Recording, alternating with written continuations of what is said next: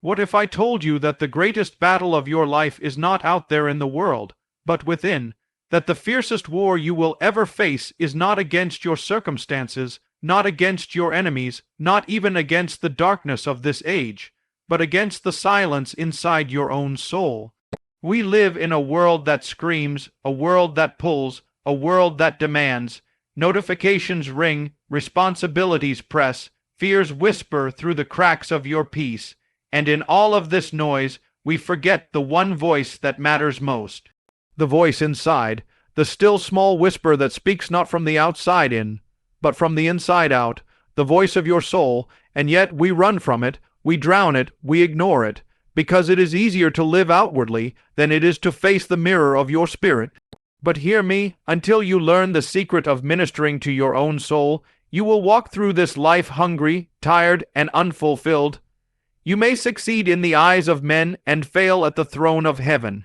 You may build empires with your hands and yet feel empty in your heart. You may sing songs of joy with your mouth while your inner sanctuary lies in ruin, because there is no victory out there that can heal what is broken in here. The prophet Elijah once stood on the mountaintop after calling down fire from heaven. He stood alone, victorious.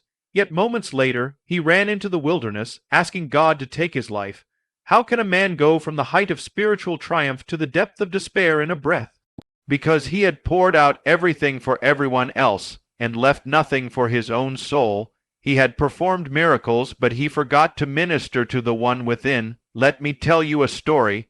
There was once a priest who served faithfully in the temple of God. Day after day, he offered sacrifices for the people, interceded for their sins, spoke words of truth, and walked in holy garments. But inside, he was withering. He knew the motions, he knew the rituals, but the fire on the altar of his soul had grown cold. One night, alone in the sacred place, he cried out, "God, where are you?" And he heard a whisper not from the heavens, but from within, "I never left, you did." We can serve others, bless others, encourage others, and yet never pause to restore ourselves. We pour out until we are dry, and then wonder why we feel disconnected from God. But God never asked you to be a machine. He created you with a soul that thirsts, a spirit that hungers, a heart that breaks and heals and feels. You are not called to be a well that runs dry, but a river that flows from the overflow of His presence. There is a secret, a sacred mystery, hidden in plain sight. You must become the shepherd of your own soul. David understood this. That's why he wrote, "Why are you downcast, O my soul? Put your hope in God." He spoke to his soul, he ministered to it. He didn't wait for a prophet, a priest, or a pastor. He became a minister to the part of him that no one else could see. So how do you do it? How do you minister to your soul? You begin by retreating into the silence the world fears, the silence where your masks fall off, your ambitions grow still, and you are left face to face with who you really are. You go into that place not with fear, but with courage, because it is there that God is waiting, in the hidden room, in the holy of holies within your own heart. You minister to your soul with the Word, not as a book of duty, but as a feast. You eat it, you breathe it, you let it break you and heal you, not to preach it, not to post it, but to live it until it changes your blood, your bones, your breath. You minister to your soul in worship, not the kind that entertains crowds, but the kind that breaks chains. When your hands are lifted, not in performance, but in surrender. When the tears fall, not because the music moved you, but because heaven touched you. You minister to your soul through rest. Yes, rest. Because rest is not laziness. Rest is warfare. In rest, you say to the enemy, "I am not sustained by my strength. I am sustained by the one who never sleeps." You minister to your soul by forgiving, not just others, but yourself. Because some of you are carrying wounds from years ago, and though God has already forgiven you, you are still punishing yourself. But hear me, you cannot heal a soul you refuse to set free, and you minister to your soul by remembering what He's done, remembering where He brought you from, remembering that you are not your failure, not your pain, not your past. You are His. You are chosen, you are beloved. There is a reason why Jesus often withdrew to lonely places to pray. It wasn't weakness, it was wisdom. If the Son of God needed to step away from the noise to commune with the Father, how much more must we? I speak to the weary today, to the one who feels dry, to the one who is tired of pretending, tired of giving without being filled, tired of shouting hallelujah while your soul whispers help. It is time to return. Return to the garden where he first walked with man in the cool of the day. Return to the well where the Samaritan woman found living water. Return to the upper room where the Spirit fell. Return to the secret place where your soul meets its Maker. Do not be content with shallow things. Do not live a life where your hands are full but your soul is starving. Do not settle for survival when you are called to walk in abundance. The enemy of your soul fears one thing above all: a believer whose inner life is on fire. Because a soul that has been ministered to becomes a sanctuary, and from that sanctuary flows life. Healing life, restoring life, world-changing life. You don't need another title. You don't need applause. You don't need permission. You need the fire. You need the oil. You need the stillness. Minister to your soul and watch as everything around you begins to shift. You were not made to live empty. You were made to overflow. And the secret was never hidden. It's always been right here. Return and be restored. Are you ready to begin again? What if everything you've believed about your struggles was only the surface of a deeper truth? What if the true battlefield is not your job, your finances, your relationships, or even the attacks that come against you, but something more hidden, more personal, more sacred? The greatest battle of your life is not external, it is internal. It is the battle within your own soul. We are trained from childhood to fight the battles we can see. We're taught to solve problems, overcome obstacles, defeat enemies, and achieve goals. We measure success by what we can touch, quantify, or present to others. But there is a hidden place within each of us that no one else can access. A place where thoughts rise and fall like waves, where fears echo in the chambers of silence, where identity is formed and broken. That place is the soul. And it is there, not in the world around you, that your greatest conflict lies. The soul is the seat of your emotions, your will, your desires, your wounds, your dreams. It is where you hide the pain you never speak about, the questions you're too afraid to ask, the griefs you've buried, and the hopes you dare not voice aloud. It's where loneliness can shout louder than any crowd, and where insecurities whisper even in your moments of triumph. It is where faith is born, where doubt wrestles with truth, where heaven and hell both knock. And yet, how often do we ignore this battlefield? We rush through life, reacting to the chaos around us while never tending to the war within. We dress up the outside while the inside bleeds. We seek to fix the symptoms of our distress, never realizing that the root lies buried deep in our soul. You can change your job, move to a new city, start a new relationship, earn more money, but if the soul is still wounded, still starving, still untended, nothing truly changes. There's a reason Scripture tells us to guard our hearts, because from it flows the wellspring of life. It doesn't say guard your income, guard your image, guard your schedule. It says guard your heart, because the soul is the source. What happens in your soul will eventually shape your words, your decisions, your relationships, your destiny. You can't outrun your inner life. Eventually, what's within you will spill over. Many of the greatest men and women in history were not destroyed by outside forces. They were undone by battles they never fought within. Leaders who fell into scandal, visionaries who lost their way, believers who walked away from the faith. It didn't start with one big decision. It started with a slow erosion of the soul, a neglect, a forgetting, a refusal to acknowledge the war raging behind the curtain of the visible. Think of King Saul, anointed, chosen, elevated to lead a nation. On the outside, he had power, position, and favor, but within there was insecurity, fear, jealousy, and disobedience. And because he never tended to the turmoil in his soul, he lost everything. Contrast that with David, a man who also failed, who stumbled, who sinned, but who knew how to return to the presence of God, how to cry out from the depths of his soul, how to fight not only on the battlefield but in the secret place of the heart. You see, the external battles come and go, seasons change, circumstances shift, but the soul remains. If you do not win the war within, you will carry the same unrest into every new chapter of life. You'll look for peace in the wrong places. You'll strive to succeed outwardly while quietly collapsing inwardly. You'll live with a smile on your face and a storm behind your eyes. It's not weakness to admit that you are at war within. It's wisdom. Because only those who acknowledge the battle can begin to fight it, and this battle is not fought with swords or strategies. It is fought with surrender, with truth, with stillness, with the courage to face what you've avoided. The enemy of your soul doesn't care how strong you look if he knows how frail you feel inside. He doesn't attack where you're armored. He attacks where you're exposed, and the place most exposed is often the one most neglected. There's a war for your identity, a war for your peace, a war for your joy, a war for your purpose, and it's not being fought out there. It's happening every day in the quiet moments, when you choose what to believe, how to respond, whether to trust, whether to forgive, whether to hope again. Each of those choices shapes your soul, and over time, the shape of your soul becomes the direction of your life. Some of you have been exhausted not because your life is too busy, but because your soul is too burdened. You've been fighting shadows and missing the source. You've been blaming your exhaustion on circumstances, when really it's your soul crying out for restoration. You don't need more energy, you need more peace. You don't need another breakthrough.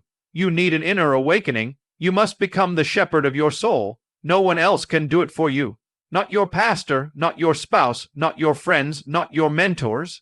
They can guide, encourage, and speak into your life, but they cannot dwell in the secret place where your soul lives.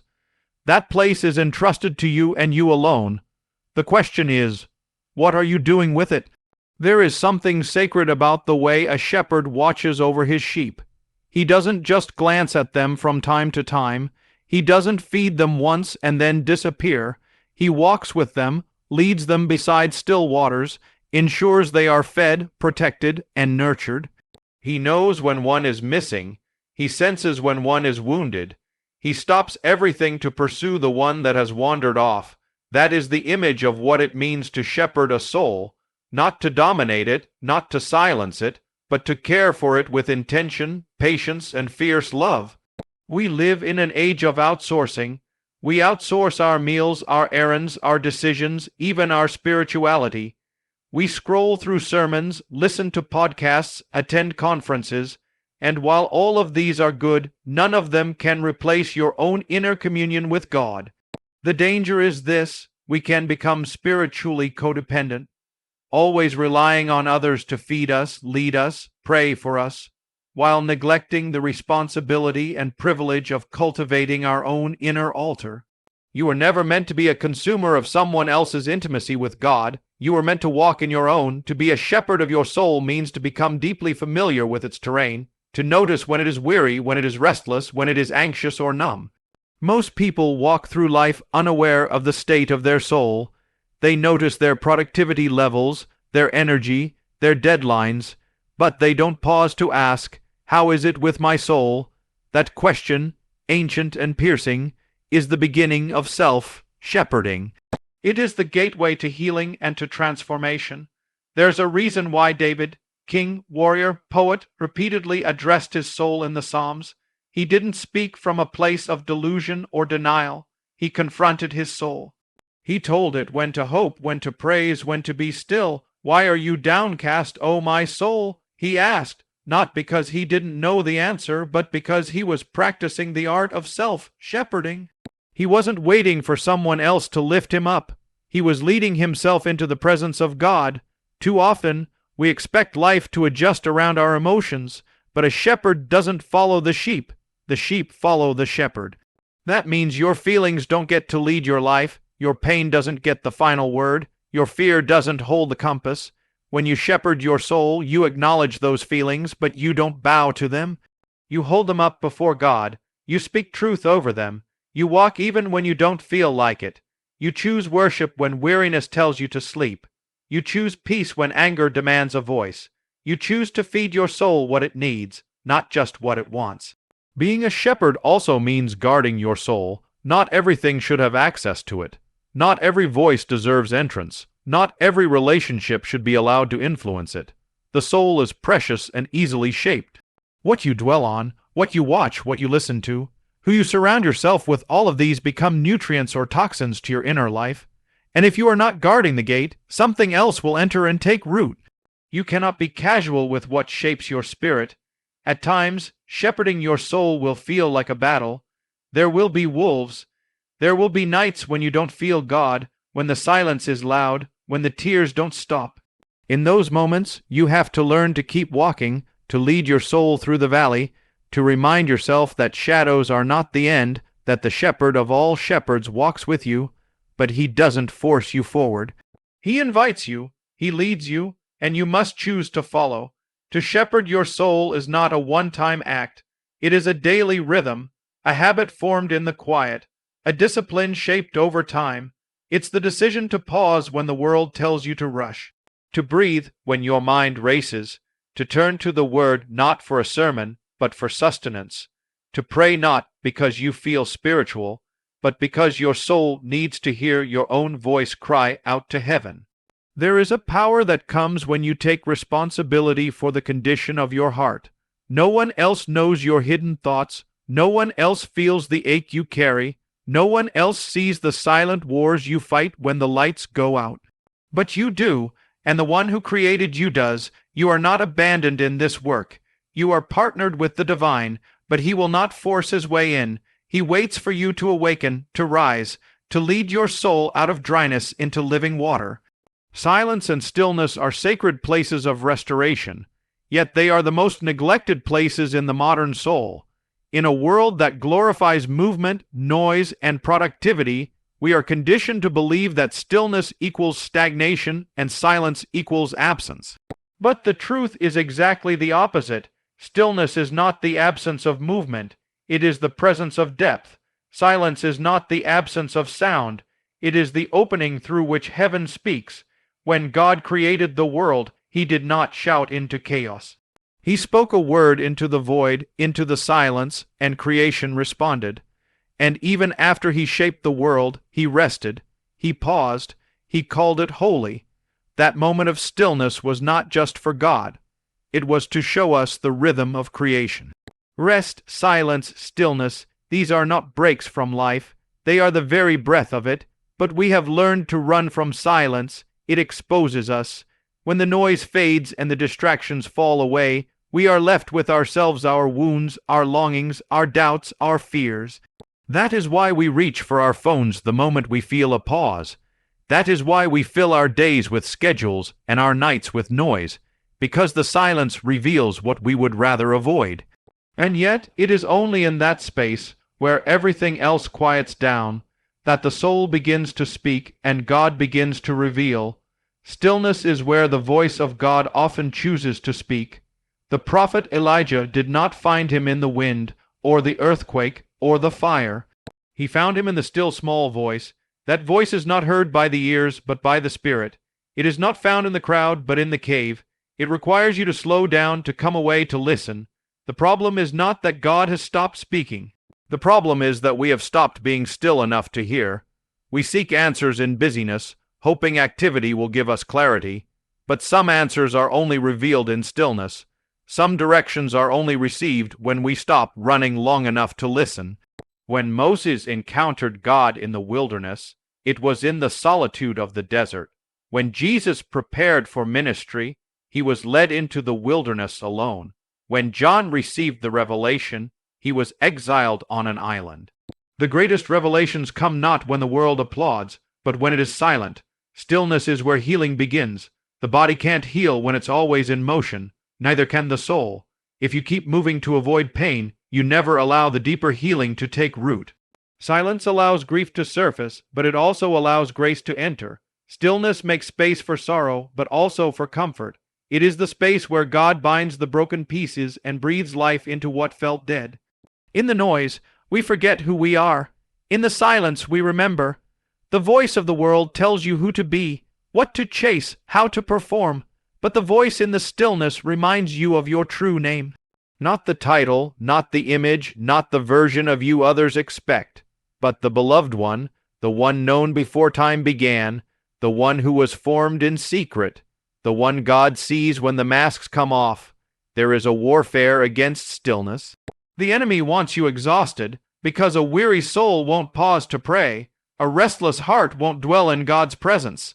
If he can keep you distracted, he doesn't need to destroy you. Distraction will do the work of destruction slowly, quietly, efficiently. That is why you must fight to protect stillness. You must guard it like treasure. You must schedule it like a meeting. You must treat it not as luxury, but as necessity. There is a discipline to silence. Not the silence of avoidance, but the silence of attention. The kind of silence that turns down every other voice so that the one true voice can be heard. It is not easy. Your thoughts will race. Your emotions will surface. You will feel exposed and unsettled. But if you remain, if you wait, something begins to shift. The noise inside begins to still. The anxiety starts to soften. The fear loses its grip. And in that holy quiet, you begin to sense the nearness of God. Stillness is not a retreat from life. It is the preparation for it. It is where strength is renewed, where peace is planted, where clarity is received. It is where you learn to carry presence instead of pressure. You were not designed to live constantly poured out without ever being poured into. You were made to dwell in communion, to walk with God in the cool of the day, to abide, not just strive. In the stillness, your soul is recalibrated. Your identity is reaffirmed. You remember that you are not your work, your performance, your output. You are a child seated in grace, held by a Father who speaks not in the chaos, but in the calm. And in that stillness, what once felt like emptiness becomes the most sacred space of encounter. Ministering to your soul requires intentional retreat, rest, and remembrance. This is not something that happens accidentally. You cannot drift into wholeness. The soul does not heal by default. It must be pursued, nourished, and guarded. Just as the body needs sleep and food, the soul needs rhythms of restoration, sacred moments where you step away from the noise of the world to reconnect with the one who formed your innermost being. We are surrounded by constant activity, demands, and expectations. Life pulls at us from every direction, often leaving us depleted before we even realize it. But weariness of the soul is more than physical tiredness. It is a deep fatigue that settles into the spirit when we have gone too long without pausing, too long without listening, too long without letting our inner life catch up with our outer pace. Ministering to your soul begins when you recognize that retreat is not weakness, it is wisdom.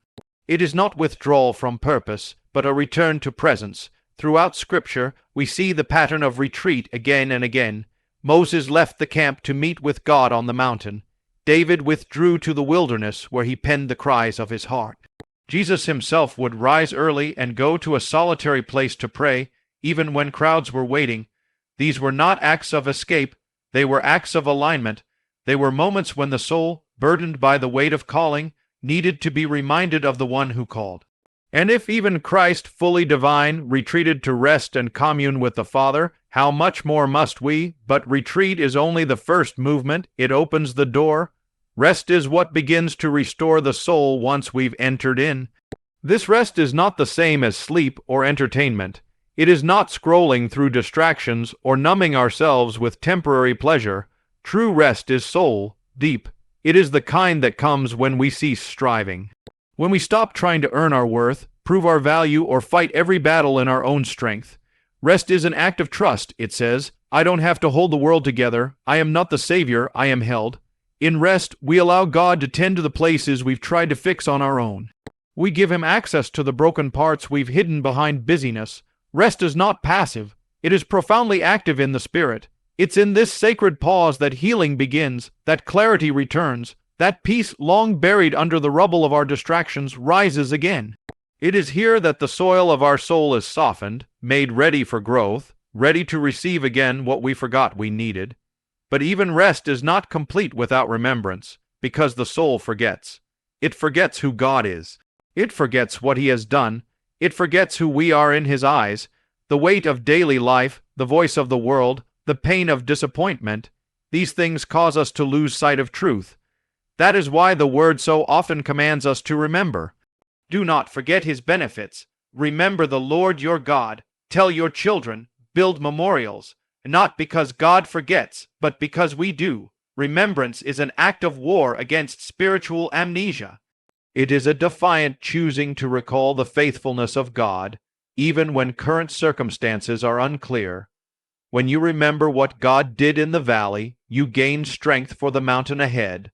When you remember how He met you in the silence, you are less shaken by the silence today. When you remember who you are, shame loses its grip and purpose reawakens. Remembrance pulls the soul out of despair and roots it again in hope. Ministering to your soul means setting aside time to remember, to open the journal, revisit the prayers God answered, trace the hand of His mercy through the mess. It means rehearsing His goodness not just with your lips, but with your life. Lighting candles, playing worship, walking in creation, reading promises aloud, these are all acts of remembrance that stir the soul to life. They bring heaven close again. We live in a culture that rewards speed and shames slowness, that celebrates constant doing and dismisses quiet being. But God is not in a hurry. He speaks in rhythms, in seasons, in cycles. He is the God who leads beside still waters, not racing rivers. He invites us not just to serve Him, but to sit with Him, not just to proclaim His truth, but to dwell in it. And your soul cannot thrive if it is always chasing, never receiving. To minister to your soul is to honor its needs, not as an afterthought, but as a sacred priority. It is choosing retreat before collapse, choosing rest before breakdown, choosing remembrance before forgetfulness steals your strength. It is returning again and again to the well that never runs dry, to the Father who waits not just for your service, but for your heart. When you minister to your soul, you realign your life with your eternal identity. So much of the exhaustion, confusion, and restlessness we experience is the result of misalignment, living out of sync with who we truly are, who we were created to be. The world constantly tries to redefine us, pressing labels onto us that have nothing to do with the truth of our being. Our identity becomes fragmented, shaped by failures, shaped by applause, shaped by trauma, shaped by culture. And slowly, often without even realizing it, we begin to live as strangers to our own soul. You were not created to live fragmented. You were not made to wear the masks of expectation or carry the burden of constant comparison. Deep in the marrow of your being, your soul remembers the name God gave you before the world ever spoke a word. That identity is not earned by your performance. It's not erased by your mistakes. It's not upgraded by your achievements. It is eternal, and when you minister to your soul, you come back to that truth. You silence the false voices long enough to hear the Eternal One calling you by name. There is a difference between the identity the world gives and the identity the Spirit reveals.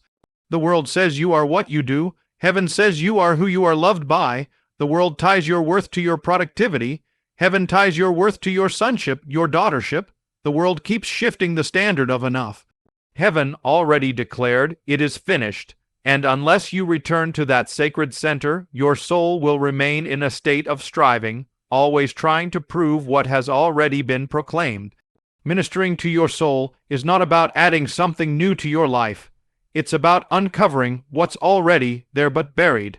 The truth of your identity is already imprinted on your soul, but like a mirror covered in dust, it needs to be cleared.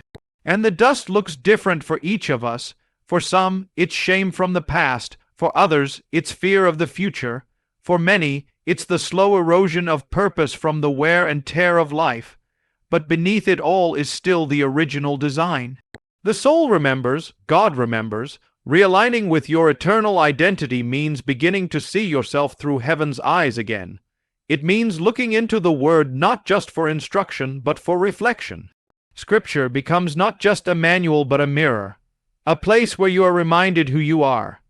Not the image that's been distorted by time, but the one who was fearfully and wonderfully made. The one who was chosen, called, and set apart before the foundation of the world. And identity isn't just about affirmation, it's also about authority. When you know who you are, you begin to walk differently. You no longer shrink in the presence of intimidation or inflate under the weight of praise. You become grounded, you speak with clarity, you make decisions not from fear, but from alignment. When your soul is aligned with your identity, you no longer live to react, you begin to live to respond. Respond to the Spirit, respond to truth, respond to what's eternal, not what's urgent. This kind of alignment changes the way you carry everything. You start releasing what doesn't belong to you, other people's expectations, the guilt that was never yours, the pressure to perform, the need to impress. You begin to operate from rest, not hustle, from fullness, not emptiness, from peace, not panic. And it's not because your circumstances changed, it's because your soul remembered who you are. Even your prayers begin to shift. Instead of begging God for scraps of his attention, you come boldly before him as a son, as a daughter. You stop performing in prayer and start communing. You stop asking for identity and start walking in it. Because the more you minister to your soul, the more you realize your value was never up for debate. It was always secure, always sealed, always rooted in the love of the Father. This is why ministering to your soul must become a lifestyle, not a moment, because the world will keep trying to pull you back into false definitions. It will try to name you by your scars, your status, your success, but your true name is written in heaven, and when you live from that name, from that identity, everything begins to shift, your posture changes. Your voice carries weight. Your presence carries peace, because the soul, when aligned, radiates what is real, and this kind of real cannot be manufactured. It comes only from abiding, from time spent in the presence of the one who formed you, the one who knows your frame, the one who speaks not to your image, but to your essence. And when you hear that voice again, not the voice of the world, not the echo of your wounds, but the voice of truth, it doesn't just restore your soul. It revives your life. And so we return to the beginning, not the beginning of our days, but the beginning of our design. Beneath the layers of life, the noise, the striving, the survival, there is a soul, your soul, laking not just to be understood, but to be ministered to. It is not a passive part of you, it is the very essence of who you are, and until you tend to it, listen to it, nourish it, and align it, you will always feel a subtle ache, a quiet dissonance between your outer world and your inner life. Ministering to your soul is not a luxury for the spiritual elite. It is not reserved for monks in monasteries or prophets in the wilderness. It is the birthright of every child of God. And it begins when you choose to turn aside as Moses did, to behold the burning bush within your own heart, the fire that never goes out, the call that never stops speaking. It begins in moments that seem small, choosing silence over distraction, choosing presence over performance, choosing to remember instead of forgetting. There will always be reasons not to stop. Life will not hand you time to retreat. The world will not applaud you for resting, but the deeper question remains, what is the cost of neglecting your soul? What happens when we gain the world but lose our wonder, our peace, our clarity, our identity? The damage done to the soul in the name of busyness is slow and silent, but it shows up eventually, in fractured relationships, in burnout, in spiritual numbness. That is why ministering to your soul is not selfish. It is stewardship. The invitation is not just to survive this life, but to live it deeply rooted, deeply aware, deeply alive. Your soul was not made to be hurried or hardened. It was made to be whole. And wholeness comes not from trying harder, but from drawing nearer, to God, to stillness, to truth. It comes from tending the flame within when no one is watching, from seeking the shepherd not only in storms, but in the still waters. Let this be the season where you stop outsourcing your healing, your clarity, your intimacy with God. Let this be the moment you return to the sacred work of inner tending. You are not too broken, too late, too far gone. The soul is resilient. It remembers the sound of the Father's voice. It remembers the path home, and the Father is waiting, not with condemnation, but with compassion, not with demands, but with delight. He longs to walk with you in the garden again, so pause, retreat, rest, remember, realign. Let the healing begin in the hidden place. Let the restoration rise from the roots. Let your soul breathe again. For in ministering to your soul, you are not just finding peace. You are reclaiming your purpose, your presence, and your place in the story God is still writing through you.